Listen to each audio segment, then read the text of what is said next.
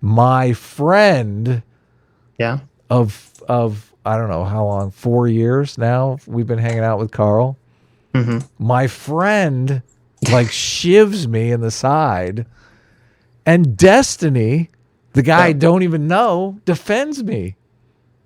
There's a phenomenon which no one talks about, which is so fucking weird because it happens in every online conversation. Mm-hmm. And I feel like I'm the only person that ever points this out.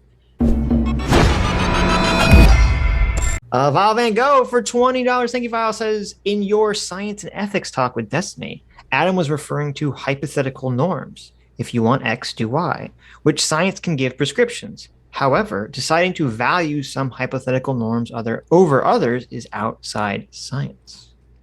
True.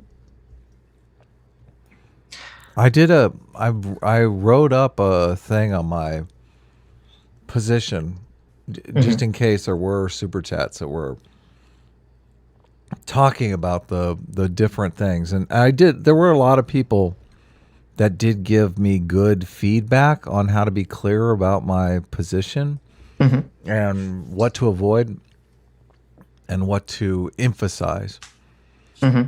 So, and I thought it was a great intro, just getting right into it. I do feel like Destiny strawmanned my position in the beginning. I think I said that, and then Sargon was very happy that Destiny strawmanned my position and was like, "Look, we're destroying the strawman together. It's so great." So it was a little unfair to me. I feel I was the heel of the show on our 200th show, but Well, only in the first 20 minutes. Okay. yes, yeah. Sitch Destiny quickly became the heel when we started talking about Star Wars. Star Wars, yeah. So there was, retribution took place. You're right. I'm there. I'm good with it. Okay. So I wrote this out. David Hume famously said, "You cannot derive an ought from an is."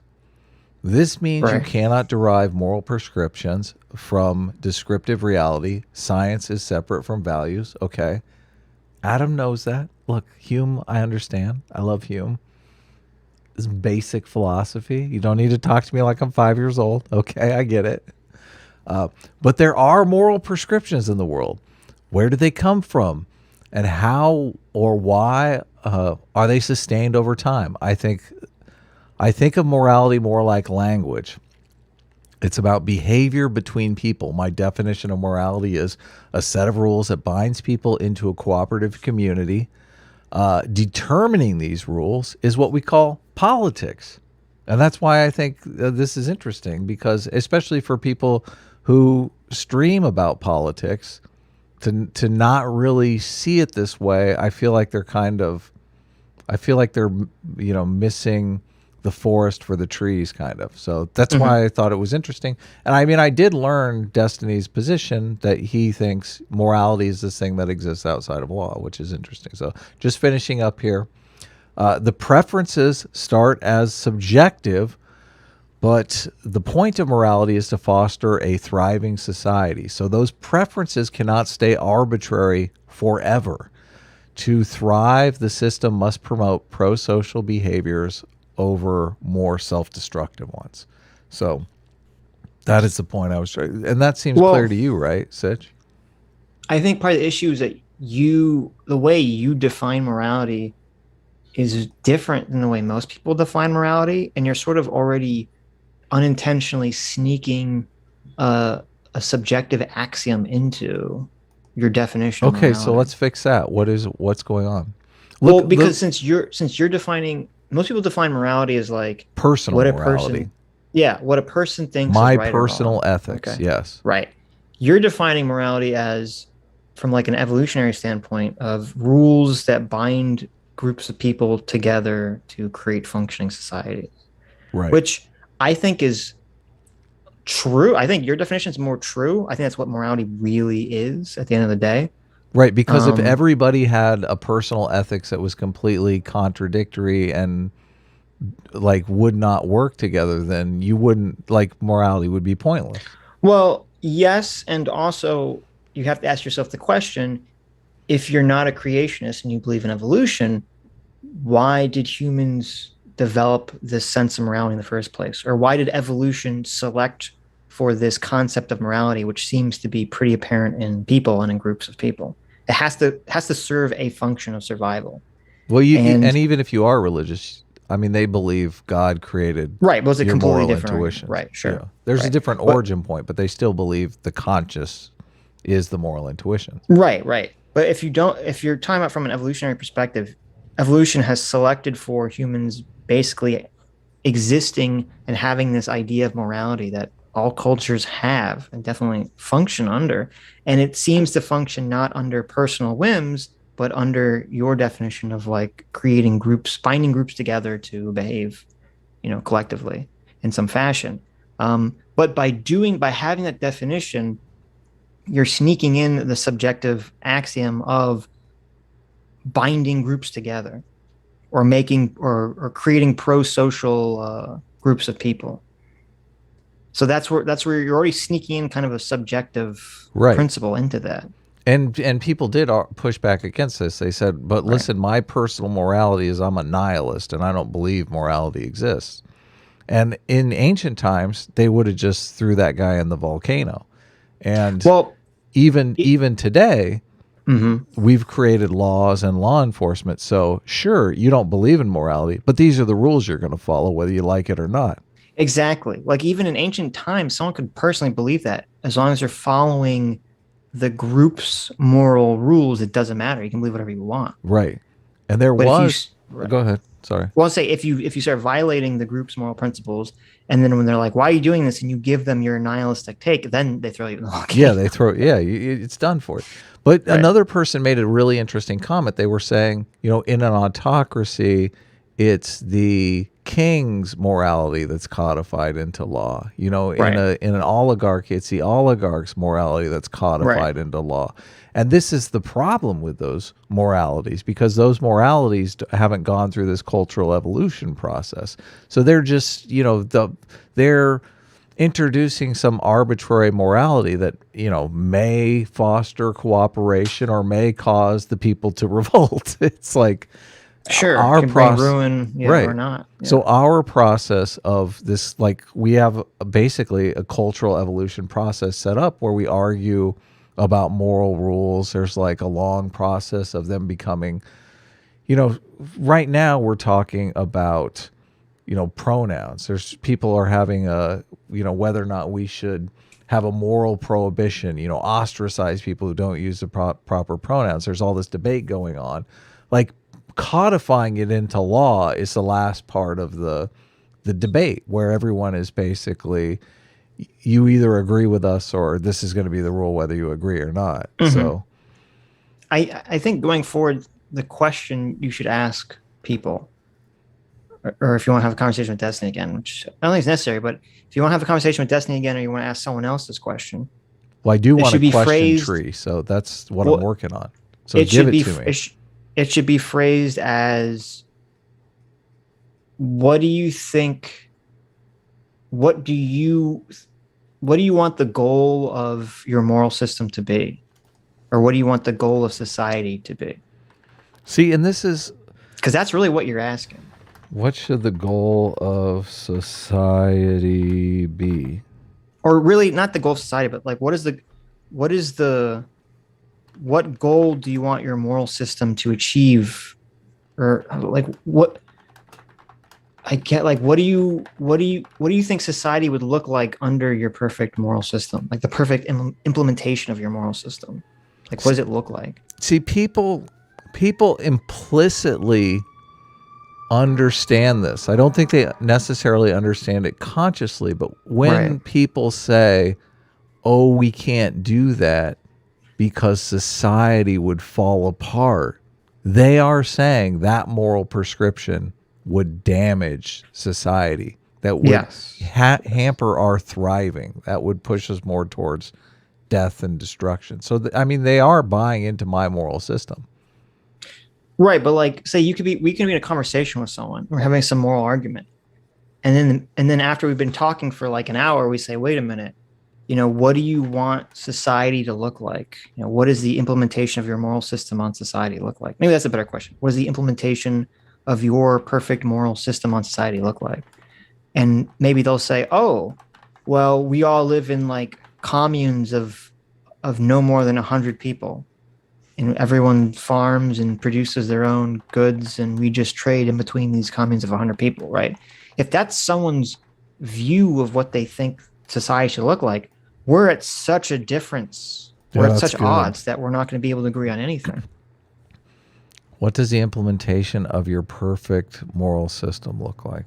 That's good. Yeah, because that's really the question that you were asking Destiny, is if before you start asking people to say like, oh, what does it mean morally to you? You have to say, well, what does morality mean to that person? Really? How are they defining morality? Well, I thought I understood Destiny's answer. Destiny strawmanning my position aside, like trying to narrow me into this position that I was like engaging in scientism and all that stuff. The Destiny made his position clear. He was saying that when I ask somebody about morality, I'm conceptualizing that there is this morality is like the set of rules outside of law that we're like postulating to exist. What Destiny's asking, exist. What Destiny's really asking, and it's a good question to ask, is he's really saying, what is your personal preference of things, independent of what is legal? Right. Yeah. I mean, this came up in our conversation with Christian. I like, when we were talking about when I'm asking him about the abortion stuff, and he starts to fall back on what is legal in the UK. I'm like, well, I don't give a fuck about what's legal in the UK. We're asking you about your personal preference. Yeah. Right. I'm asking you your personal preference. Yeah. I guess that's true. Yeah. So, I mean, it is a good thing to ask. Right. I think that's, a lot of times when we've had conversations, I feel like Christian is the only person that I remember offhand who's done that maneuver, who's trying to fall back on what is legal. But Destiny probably experiences it all the time. Well, I was going to say, I think that's the more normie kind of response to these questions. It is funny because, especially in the context that we're talking here, he's basically saying, listen, I don't have a personal preference, but I'll go with whatever the norm is. Right? That's why people say, what's the law? Which I don't like. If that's your opinion, that's fine. But then you just say, well, I don't have a strong opinion on this. Yes. You don't say like, oh, they want to control women's body or something. Because then you are staking a strong position on something. Well, a lot of times people are staking these strong positions to hurt their political adversaries more than because they care about the position. Of course. That's what was happening with Pisco over the immigration stuff. Yeah, exactly. Right. Yeah, this is super interesting for me. I don't know how interesting it is for other people, but obviously everybody has a personal take on morality that's just different. I think even people don't care about morality. What is important is it can be often difficult to articulate exactly what your position is, especially in conversations like live while they're happening. Of course, yeah. And you have to be very careful because there's a phenomenon which no one talks about, which is so fucking weird because it happens in every online conversation. And I feel like I'm the only person that ever points this out. There's this phenomenon, especially in internet conversations, but this happens in real life, in real life debates, where this is why people strawman. People strawman not just to paint a picture of a faulty view to like the audience, but you can often get people in an argument to accidentally start defending the straw man, even if that's not their position. Yeah. And maybe there's a name for this. Maybe someone in the chat knows. I don't know. But since people are so seemingly wired to maintain or appear that they're maintaining consistency with their opinions, this thing happens on a lot of these online conversations where one side of the debate either strawmans or innocently doesn't understand the other side's position, and they slowly start reframing it back to the person, and the other person falls into the trap of starting to slowly defend the position that's not even their own. And it's only like after the conversation ends that they're like, wait, I don't believe that. Like it's kind of like, it's like evolution. You know, when a monkey becomes a man, there's not like a clear delineation point where you say like, this is a human being. It's like very slowly the monkey becomes a man. And it's kind of like that happens in these arguments. Very like someone starts to kind of misunderstand or strawman you, and very slowly your argument shifts into the strawman. And then when you get to the end of it, you're like, wait a minute, that's not my position. Yeah. So, well, I brought this up because the super chat brought this up. So, like, people are already saying, like, all Adam is going to do is talk about this. I mean, there was a super chat literally on this topic. Yeah. I'm correct about that, right? I'm not misremembering. And the Andrew Clark for $2 says, misrepresenting does not equal straw man. Please stop, Adam. Well, I feel like it is straw manning once you say, wait, that's not my position. And they keep hammering home, no, that is your position. Right. When I said very clearly, like, I'm not using science to, like, the moral prescriptions come from all different places. Like, some of them come from religion, some of them come from tradition, some of them come from divine revelation, right? Mm-hmm. It's science that comes in and determines which of these moral prescriptions work over time. Science doesn't calculate the moral prescriptions, but Destiny kept saying, oh, this is scientism. You're trying to use science to come up with your moral prescriptions. I mean, we never even got to that point. I'm like, right. Hold on. Right? Mm-hmm. So, I mean, how is that not straw manning? Well, Andrew's, you're both right. Andrew's right in that if you, well, actually, I don't know if Andrew's right. Because a straw man is someone, I would say a straw man has to be intentional. Straw man is someone constructing like a fake version of someone's argument or of like a group's arguments and then attacking that because it's easy to attack. You know, it's easy to tear down. But if you don't even understand the argument, you're obviously straw manning. Like, well, no, but so if you're unintentionally don't understand what someone's saying, I would say it's not a straw man. But as you said, once you make it clear to the person, I'm not saying that. If they keep going back to that, and that's exactly what they did. Then it is straw man. And I said it over, like I said, I'm agreeing with you before he threw the scientism charge out. I'm like, fuck, now you're totally straw manning me. Right. It's like, wait. Well, he would, but he would say that he's not straw manning you. He's saying that you are just not understanding your own position.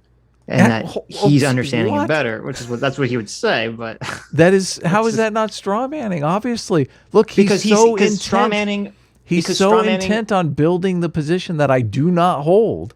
He doesn't even want to interrogate my actual position. Because straw manning means that you're doing, like, you know, that's not their position. I disagree. I don't, like, you have to have some. Straw manning, it has an intentional action. It has to be intentional. Or at least very negligent on their part. Okay, we could throw like gross negligence into it, like illegal, like it's a legal claim. Listen, Christian came out here and straw man the shit out of the conservative position, and by your attitude, just because he believes all the fake news he's heard, you're willing to let him off the hook. Just because there's no, wait a minute. I'm not willing to let him off the hook. I'm just saying maybe you shouldn't use the term straw man. Well, what is a better term? Or you should say, like, you could say that position is a straw man that you're arguing for. Maybe you don't realize it, but you're just attacking the straw man that's been constructed of the right from like liberal media or the left broadly or something. Okay. Maybe you're right. Maybe it's more complicated than just simply saying it's intentional. Look, they jump to the easiest argument, even though it's not the argument you're making. I mean, who introduced this? It's got to be intentional. I mean, I never heard this before with straw manning. Straw manning is constructing an argument that is easy to defeat, whether it's intentional or not. Like, I never heard anything about intentionality in straw manning. Generally, before. I think implicitly it's thought of as being intentional. 99% of the people straw manning. believe the straw man is actually their argument. That is literally Adam's law. But Adam, you understand that we have a very unique view here. It's that we understand, which is funny because you were arguing the opposite with TJ. We understand that most people are NPCs that are just following their elephant. They're not like intentionally trying to deceive people. Wait, so tell me, because that means 99.999% of strawmans in the world, by your new definition, are not actually strawmans because they're unintentional. Well, let me. So what are they? I understand, but what I was going to say is that since most other people don't believe what we believe, most other people believe that, oh, my political side is right and the other political side is lying. That's what most people believe. Right. We hear this constantly from other political pundits nonstop. That's how the strawman gains life. Right. So when they use the term strawman, they think, oh, this person is intentional. Like they add that intentionality to it. And that's all I'm saying is that when you use that term, you have to be careful because I think in most people's minds, they think strawmans are intentional. However, I will concede to you, I think you're right. If on this very shallow and pedantic conversation about defining strawman, that yes, strawman should apply to even unintentional acts. So you've changed my mind. Okay, good. Because I feel like, it happens all the time. Yes. Yeah. Yeah. Okay. Fair enough. Anyway, it's a lot for one super chat, but it was good. It was related to the last stream. And I got my position out. And I should thank like Lucille Kelly had some good feedback, and your favorite Brain. Brain actually had some good feedback. Oh, okay, that's good. I love Brain is like the strategist. He just wants to win. He's like, listen, there are certain things that you don't need to fight for that just cost you nothing, and just if you give in, you're like more dialing in on the direction you're more interested in.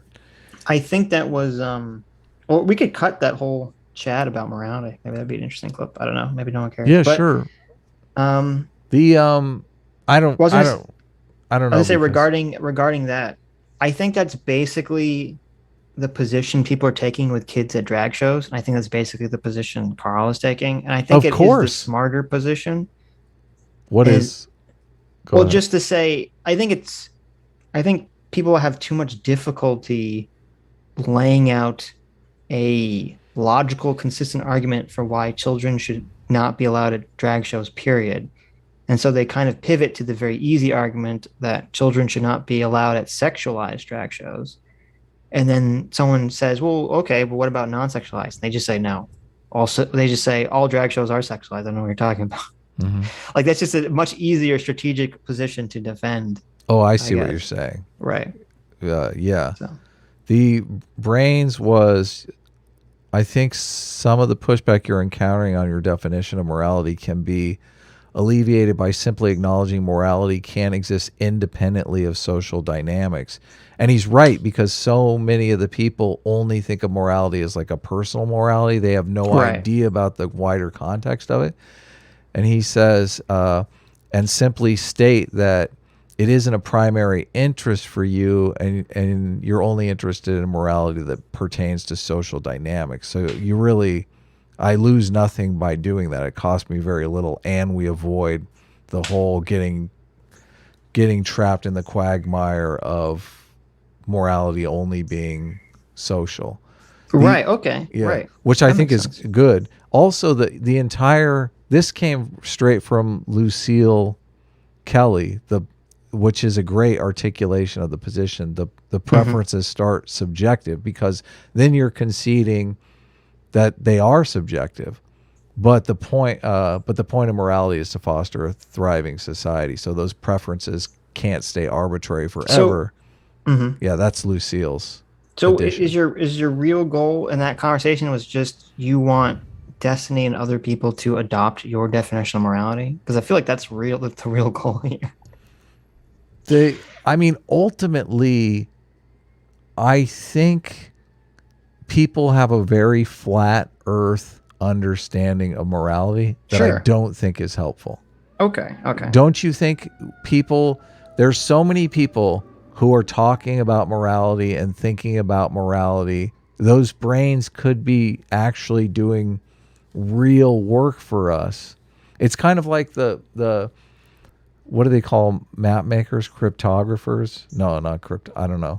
It's kind of like the map makers. They call them cryptids, Adam. It's kind of like the map makers, making all of these maps and working on all this navigation when they thought the world was flat, which was kind of a waste of time. Like as soon as they realized the world was round, then all of a sudden things were a lot different. Yeah. The famous cryptid, Christopher Columbus sailed to America to prove that it was round, right? Yeah. Well, I don't know if that story is apocryphal, but I've heard it before. Uh-huh. So I just think that if people thought of morality more as, these are the rules that foster a thriving society, they do implicitly. I mean, when I'm sure, like, we could listen to Pisco and Lauren Southern argue about this, and that was part of my problem with that argument. Is like there's this third factor that is the most important factor that neither one of you are considering, because you don't want to have the real talk about how the moral system affects the real world. You just want to beat up on your political rivals. That's all that's going on. Right. So that's what's frustrating to me. Yeah, so I do. I mean, I want people to have a round earth model of morality, to step out of their moral matrix and realize there's more to this than just... There's a world out there. Yeah, exactly. Stop fighting Strawman. I don't... I guess we can clip this out. People are mad that I'm calling... I don't want to start like a blood feud with Destiny over this, though. Like this is way too boring to be a blood feud. Well, good. Because, I mean, he was so nice to come on the show. And if you listen back, my friend... Yeah. Of I don't know how long, 4 years now we've been hanging out with Carl. Mm-hmm. My friend like shivs me in the side, and Destiny, the guy I don't even know, defends me. Like in the very beginning of the stream, Destiny's like, "Oh, don't be mean." Like, okay. That's kind of cool. I mean, whatever. Well, it's funny. I think Carl shivved you because he was also perceiving your argument along scientism lines, which he always has been sort of accusing us of from the get-go. So I know. Yeah, no. I don't. How scientism is a giant straw man. And do you know the interest? This is why I was kind of taken back by Destiny using the scientism, because I have heard the scientism charge, but I always hear it from the religious people who are anti-materialists. Listen, and I said this on Sunday. Mm-hmm. I don't think you articulated what you were trying to get out very clearly. No, I did a terrible job. No, right. I take the L on making myself clear. Definitely. Yeah. So, I've been spoiled rotten by having Sitch, who is the good faith Gary of the internet here. Yes. Who, I'm very patient. I'm like, what do you mean? Well, not only that, even like in the Ben Burgess video, Sitch is like, I hate this guy, but we can't straw man him. Mm-hmm. It's like, okay. So when you're in that sort of situation, you're operating without a net. But Sargon comes on, or Carl comes on, and I do realize, okay, Carl's is gonna come for us. He's out for blood. Well, I mean, it makes for better content. It does make for better content. Better content. Yeah. And of course, Destiny's always out for blood. So, but That's right. Even if I'm the heel, it's fine. It's fine. It's fine. It was good. And it did spawn. I mean, a lot of comments were very helpful, because my ultimate goal is to better articulate the position. Yeah. So, well, and I think the most important thing we learned from all this is, what the hell's up with Brain? How come he can give you like well thought out, written comments in a comment section that are useful, but when he's on stream live, he just shouts one word craziness, or like one sentence craziness in the chat.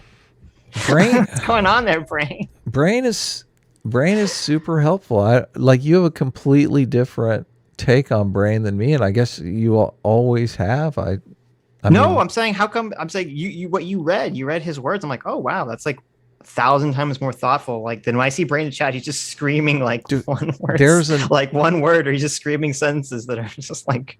I'll do one better. I have a second one from Brain that is really good, and it's on. So usually when you go down the morality path and you start talking about outcomes, you're like, okay, we got to focus on the suicide rate. Like you're bringing up all these different metrics that people use to measure what I'm saying is morality. They immediately want to straw man you as a consequentialist and say that since you're a consequentialist, you would sign off on horrific things as long as it got you to the society that you want. Right? They basically want to put you in the Hitler role. Right. And it's completely bad faith. It's bad tactics. And Brain said, which is great.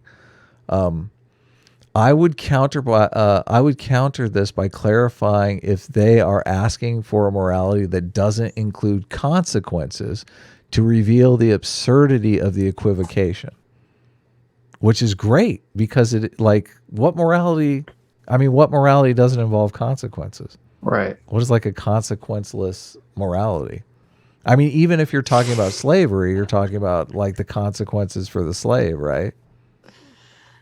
We spoke in the devil's name. And is Brain in the chat now? Oh shit! Now here comes the all caps. Brain in all caps says, "This is why I don't give constructive feedback. I should never be the sane person in a room." No, Brain, listen. You should be as sane as you are in these comments during the live chat. Okay. That's what you should do. So continuing the comment, just to embarrass Brain, the consequentialist is not the same as someone who acknowledges and measures consequences. It hasn't been established as a primary factor, but a secondary one after the a priori position, which, I mean, you wouldn't know that from all caps Brain, would you? You're right. I think the all caps really...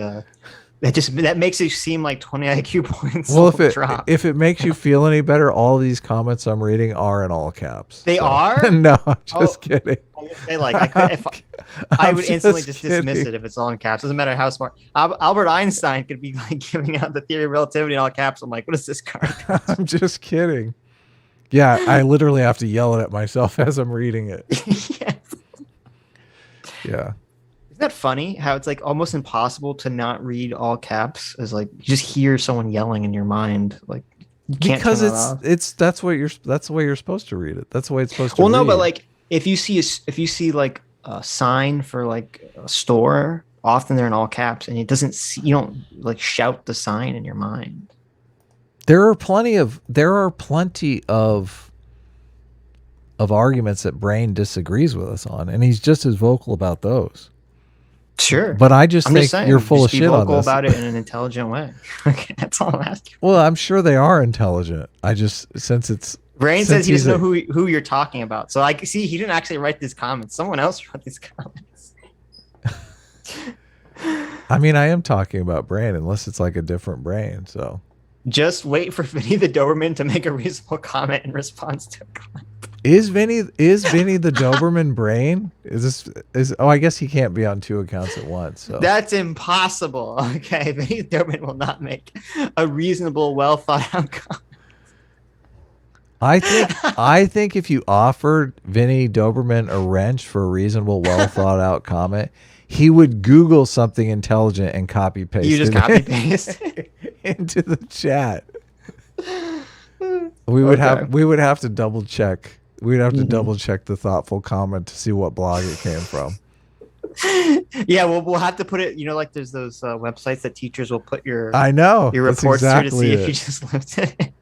That's exactly what would happen. Vinny in the chat says, "I will copy it. I will copy it."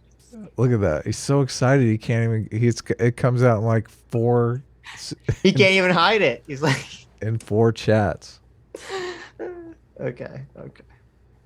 Vinny is hilarious. That's true. That's why we love Vinny, because he's so funny. Okay. Wait, so Max, you tabby? says, I think I found something on the Stanford Encyclopedia of Philosophy that seems to be in line with your version of morality called society-based constructivism. Okay, that's interesting. Society-based constructivism. This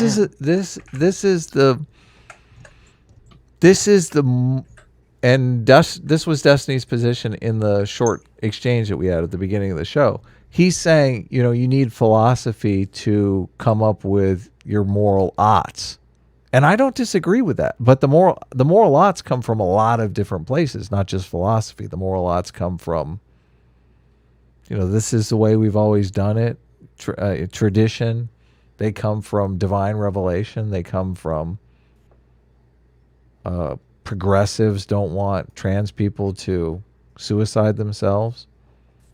I mean, they come from Sorry. Go ahead. You go. Society-based constructivism, elaborated by David Kopp, holds that there are true moral standards, which are the output of a decision procedure that takes... I fucking hate the Stanford Encyclopedia. They write everything in such a fucking, like, brick wall way. It's like so... Yeah. You have to, like, parse every fucking word. Holds that there are true moral standards, which are the output of a decision procedure that takes into account the needs and values of the society and facts about society's circumstances. That is kind of close. I don't even know what that means, so you'll have to translate that to me. Well, I mean, if you think of that as a political process, I mean, that is the political process, is the needs and wants of society being articulated into law. Accordingly, the theory accounts for moral truth as depending on what would be rational for societies to choose. Okay, that seems to be more in line with kind of what you're saying. Okay, well, you can look into that, Adam, see if that would be the correct label or not. You can throw that label at Destiny and say, I'm a society-based constructivist. I'm a society-based constructivism. Constructivist. Yeah, say constructivism. I'm a society-based... No, I don't know if I'll talk... I mean, I without an example, I mean, Destiny was kind of looking for examples, so. Sure. Yeah. Okay. Well, there you go. Thank you for you said Max told you that? Yes, thank you. Yeah. Thank you, Max. Okay. Yeah. So, I mean, maybe we'll clip that out. That was kind of interesting. We spent 40 minutes on a single super chat, so we should probably clip it in. Hi, you just listened to a clip from the Sitch and Adams show. If you like what you heard, you can listen to our live show right here on this channel on Sunday, starting at 1 p.m. Pacific, 4 p.m. Eastern. And if you want, you can super chat us. We read $20 and up super chats on the show and then do a follow-up stream on the following Tuesday where we read the rest of the unread super chats and interact with fans of the show. Subscribe to this channel right here to listen to the live show or to listen to more of our awesome clips.